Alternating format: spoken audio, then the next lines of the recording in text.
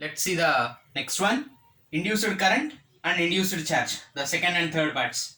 So starting with the induced current, if the magnetic flux in a coil of resistance R changes from phi1 to phi2 in a time dt, then induced current is. So until now we have not introduced this concept, right? As you are having a coil, what do you mean by coil? It is nothing but a bunch of wire, right? So obviously it possesses some resistance. So now we are going to take the resistance also part into this particular condition. So now for such situation, if the coil has a resistance R and the magnetic flux is changing from phi1 to phi2 in a time dt, then induced current can be given as I equal to E by R. That's it, right? V equal to IR. So same condition, I equal to E by R. So now what do you mean by E here? N into d phi by dt. And you can ask me, sir, what about minus? N equal to minus d phi by dt? No. That minus sign or the negative sign is with accordance to the Lenz law, right? Which gives a direction alone. So here my intention is to say that induced current expression magnitude alone. Direction anyway, later when we are solving the applications and problems, you'll understand when we are actually specifying that. So that's not necessary here. Here we are our intention is to see about the magnitude of the current alone. So you can notice here I have mentioned with magnitude of, not about in the sense of the direction alone. So I equal to mod E by R, which is nothing but N into d phi by dt. So for d phi is nothing but phi2 minus phi 1 by in small time interval, no? So that's what dt, N by R into d phi by dt, which is nothing but induced EMF by resistance of circuit. Remember, resistance of circuit refers to not only the resistance of the coil what we have taken, but also if the circuit has any external resistance. Later in the problem solving, you'll understand what I mean by resistance of the circuit. So net resistance in that particular entire circuit. Okay. So induced current I equal to induced EMF by resistance of the circuit. Now let's go to the last one, induced charge. Of course, the amount of charge induced in a conductor is nothing but induced charge. And we know that I equal to E by R. Now, can I write it as 1 by R into E is nothing but minus d phi by dt. So here I am going with respect to the sign. You will understand why it is. So now dq by dt. Can I write down I as dq by dt? That's what I am doing here. Minus 1 by R into d phi by dt. Now dt cancels out, leaving us dq equal to minus 1 by R into d phi. So induced charge can be given as q equal to minus 1 by R into integral phi a to phi final, initial to final d phi. Of course d phi is phi. So q equal to minus 1 by R into phi minus phi initial, phi f minus phi initial. Okay, so now I can multiply this negative sign, right? So q equal to phi initial minus phi final whole divided by R. And if I have n number of turns for the coil, then I can write it as q equal to n by R into d phi. That's it, no? Change in the flux. Are we clear with this? Okay. You can ask me, sir, what about the negatives and what you have taken here? Anyway, positive or negative, here the thing is, we'll be always interested in magnitude of the charge alone.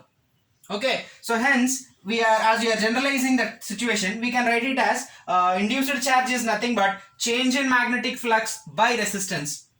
As charge is a scalar, right? So it doesn't matter whether whatever it kind of. So our intention is only to speak about the magnitude of the charge which has been induced on that particular conductor because of the induction.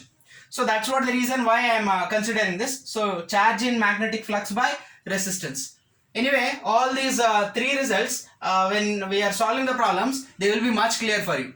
But from all these three results, that is from the induced EMF, induced current and induced charge, you can understand or you can draw some conclusions by following or on basing on the results what we got here.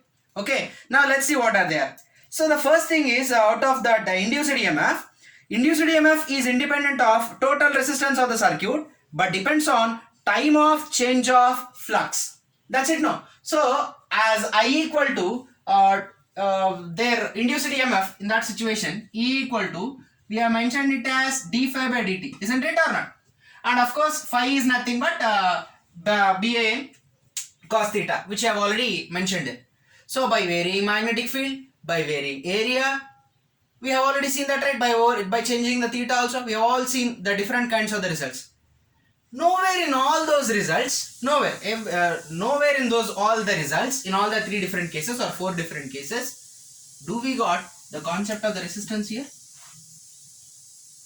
Never.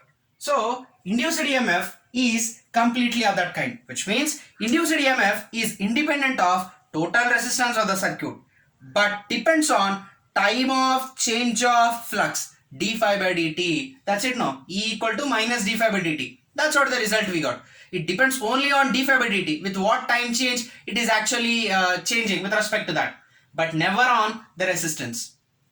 While the second and third cases, that is induced current, depends on both time of change of flux and resistance of the circuit. You can see here clearly. Time of change of flux d phi by dt and resistance also. In the expression you have read. So induced current depends both on time of change of flux and resistance of the circuit also. Coming to the third one, induced charge is independent of time but depends on the resistance of the circuit. You can notice here. That's it.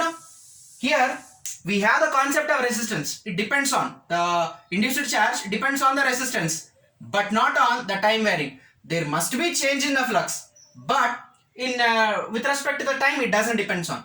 It needs only the resistance alone. So hope you got the different conclusions what we get in all the three different situations, that is in the case of induced EMF, induced current and induced charges. Okay, thank you.